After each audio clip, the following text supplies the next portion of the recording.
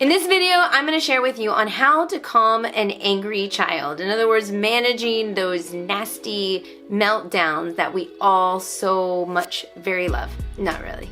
We're going to talk about how to avoid that anger from happening in the first place, from the meltdown from happening in the first place, what to do when we see it escalating, what to do in the moment, and how to help them move through their meltdown faster, as well as help them through the transitions and reset. We're also going to talk about what's going on in the brain, maybe some red flags to help you understand that maybe this is a little bit out of the norm. We're going to talk about what's appropriate by age and why we see these behavior in some kids and not necessarily the others. My name is Leilani and I am a former public and private school teacher. I am not a licensed therapist or psychiatrist, but I do have 4 children.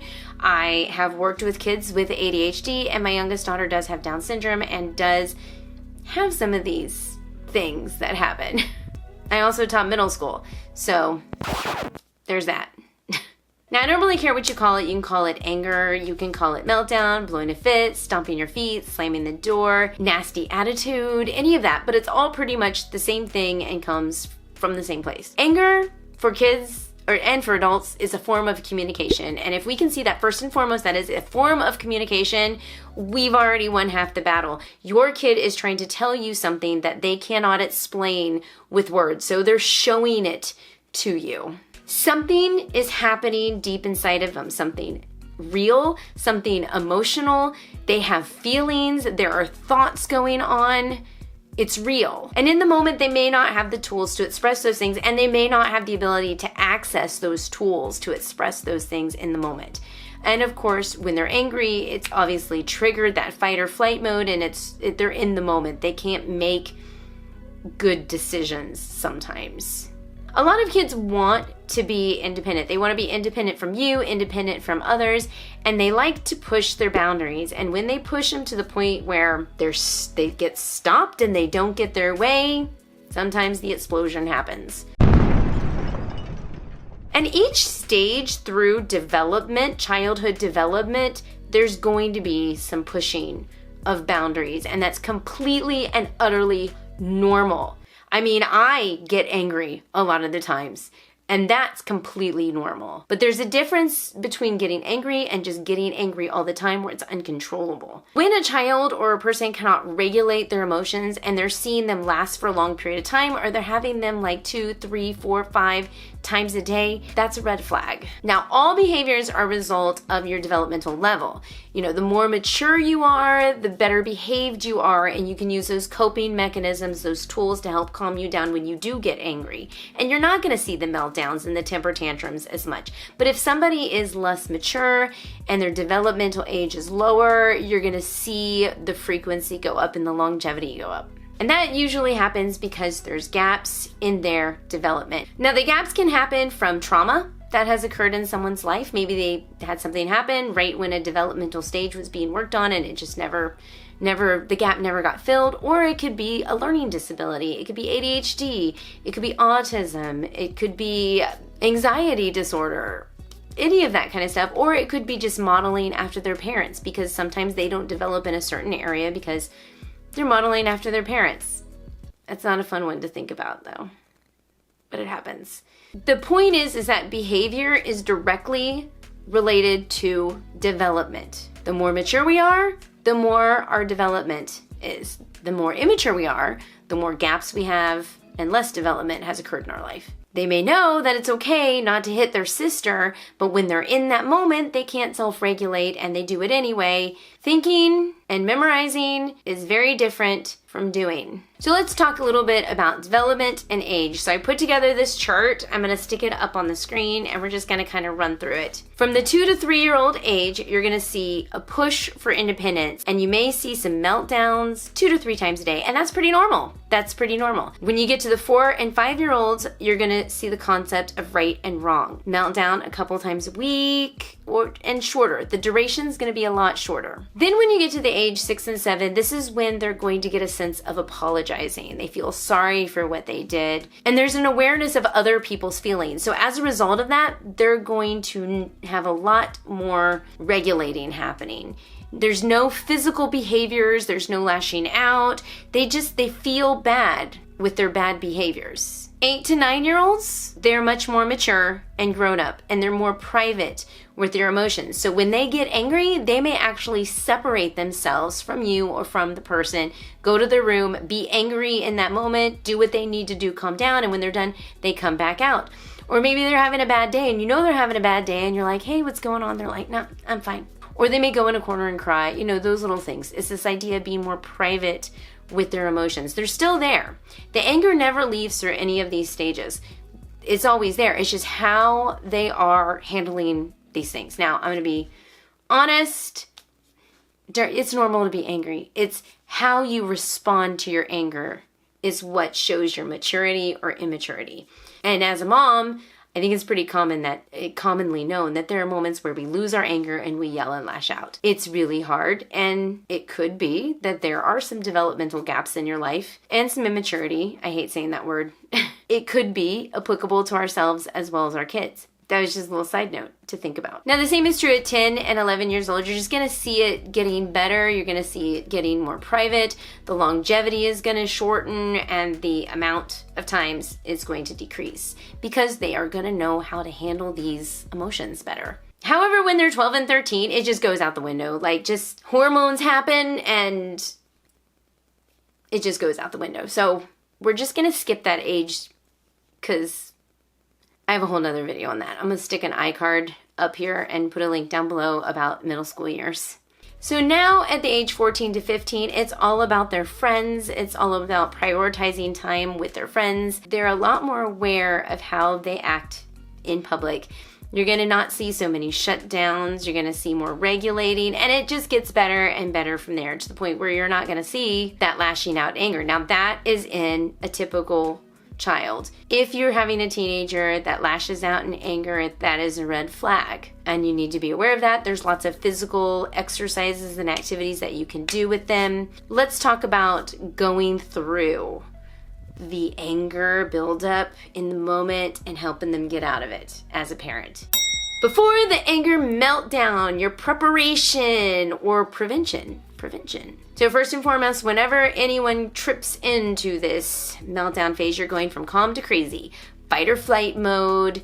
You're not going to see them be able to plan. You're going to see them act in the moment. They're going to say things that hurt your feelings, and don't take it personal. But also be aware that's happening or will happen, and you're going to try to prevent it. Remember that it may take time to recover, so be prepared for that. Also note that there are some physical changes that may happen. Your pupils dilate, your digestion slows down, your heart rate goes up, you can't sleep, you can't relax. Your stress hormones go all over the place, and the blood also flows to your extremities, like your fingers and your feet, not to this part, because that's where you usually need your blood to think properly, and it's not going there. It's going to this. And it does need time to reset, approximately 20 minutes on average. So when you see this starting to happen, you want to remove the child from the situation, whatever situation you think is building this up. Remove them from the situation and try not to trigger them in any way possible. You don't want to be that trigger that sets them into that mode. And it's really easy to do that, especially if a parent turns around and lashes out at the child or says something snarky and sarcastic. And don't be that person in that moment, because then it just boom, crashes and burns. Try to find something for them to do, a new routine. Maybe you take them to a new place, like a location outside, catch the breeze. Oh, a little trick that I learned when someone's building it, or even when you're in the moment, right? What do you smell? What do you see? What do you hear? What do you feel? Ask them those kind of questions to get them back. That usually works a lot with anxiety, but it also works when you're having meltdowns or anger. It just get them back, get them grounded. I learned that from Katie in Life in the Mundane. She's awesome. Sometimes running around or making them jump on the trampoline a couple of times, that's really good for them and can get them calmed down, because that will get their blood flowing, engages muscles. Those muscles that are engaged, there are certain muscles that when they're engaged will actually activate certain things inside the brain. So exercise, huge. There's doctors that are studying how exercise can change the way you think and the blood pressure and just all this stuff. So exercise, amazing. If your child comes home and they had a bad day at school, don't do things to trigger that. Also focus on nutrition. Nutrition is huge. Of course, exercising regularly, making sure they're getting enough sleep at night, going to bed on time. That's a big one, because if you hadn't have enough sleep, I know when I don't have enough sleep, my temper, is a little bit short that day. But back to being in that escalator moment where they're escalating to the meltdown. Sometimes pulling them aside and having them talk it out. That's huge, because thinking about it is different than talking about it. It's two different parts of the brain. So if you can engage both, usually it'll help them calm down. Let them talk and be a listening ear. As much as you may be angry in the moment, let them talk it out. Because sometimes as parents, we can get triggered too when they're triggered. Which you are older than them, which means you should be more mature than them. So you should be the calm person in the situation. It's really hard to do though sometimes. I'll be honest.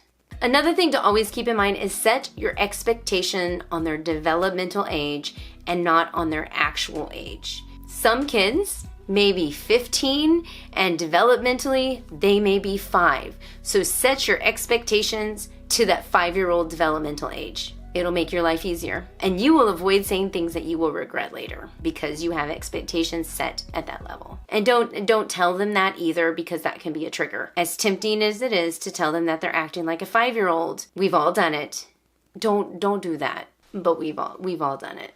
Also, another thing to be aware, if your child has been watching TV for a long period of time or playing video games for a long period of time, they have been sitting and staring. Their body is stationary, but their brain is working overtime. And so when you ask them to do something, they're not acclimated. So they're gonna be shorter tempered and probably lash out a lot quicker. So keep that in mind if you are transitioning from, video game TV to a new task, such as schoolwork. Maybe have them run around outside for a while or jump on the trampoline for a while first before you get them back inside doing what they need to do. Keep in mind that as a parent, we can either help them escalate or de-escalate when they're in the moment. So if they're angry and you're seeing them slam their pencil down or slam a door, we could very easily snap back and be like, "What the heck are you doing, man?" That's easy. That could possibly trigger them. Or you could say, "Hey, come here. Are you okay? I noticed you slammed that door. Are you feeling okay?" Which one do you think they're going to respond to better? And we have to kind of keep that in mind. Also know what triggers those meltdowns and anger. So for example, you know that your child gets triggered whenever they have multiplication problems in their math. When you get to a multiplication problem, you know they're going to scream, fit, it's full-blown meltdown mode. So what you need to do is find out why. Why is it that those multiplication problems are causing such a hassle? Ask them about them. Talk to them about them. See if there's some things that you can add to make it easier for them. Maybe find a game to help them memorize their multiplication problem so they don't have this problem in the future. Instead of just saying, "No, shut up and do it," find out what's causing the meltdown from that trigger. This takes some planning, some talking out, but it's going to help you in the long run when you want to avoid those meltdowns. Another thing that you can do is role playing. So let's say a trigger for your child's anxiety or meltdown is standing up in front of a group of people and doing a presentation. I think that triggers everybody to some kind of anxiety, right? Well, instead of just saying, "No, you're going to do this, you'll be fine, great." Encouraging is great, right? But maybe have them role play it out. Maybe have them present the project to you as a family before they do it in class. Okay, so you're in the moment. Your child is having a full-blown anger meltdown moment. What the heck do you do as a parent? First of all, stay calm and remove them from the situation wherever they are. You don't want anybody getting hurt, whether it's an emotional hurt or physical hurt. Also, anything that they say to you, don't take personal, because they're not thinking in this moment. First, try some deep breathing. We all know this. Deep breathing is huge because why? Oh, you're getting oxygen to the blood, and oxygen is needed to really help reset you. That's another reason why exercise is so good. And that's the second thing you can try doing. Have them do jumping jacks or jump on the, oh my gosh, I used to take my son when he had his meltdowns. I would take him on the trampoline and we would jump together way back when, right? And talk about it. Have them talk it out and tell you what's really going on. Another thing is the gentle touch or the deep touch. Kids respond differently to both. So if you have a child that needs that gentle head rub or back rub, that can really help calm them down. You know, like the forearm right here, right? But then there's the other kids that need the deep squeeze. You know, those kids, the ones that have those sock or the weighted blankets, or just people like bear hugging them until they calm down. So find out if your child is a deep squeeze or a soft, gentle touch. You know, leave me a comment down below if your child is one of those two and you know it. I got some deep squeezers and some gentle touches in my family, so I have both. As a parent, we tend to rationalize things, and don't do that in the moment, because your child cannot rationalize when they're in the moment. So take the rationalization and do it after they calm down, and use as little of words as possible in the moment. So if they're going crazy, don't say, hey, I need you to stop saying that right now because it's hurting your sister's feelings, and you don't want to hurt your sister's feelings because she's going to go in the corner and cry, and then she's going to have animosity towards you, and no. Just say, stop that now, and let's, and remove them from the situation. Also, parents, keep in mind, when they're in that mode, right, you want to speak this way to them instead of this way to them. And what I mean by this is loud and bold and assertive. This is slow, low, and calm. So you're speaking to them under, it's a person. That way they're not intimidated by you and are less likely to lash out at you. It can also bring them down, reset them, make the longevity shorter, less than 20 minutes maybe. It's good stuff.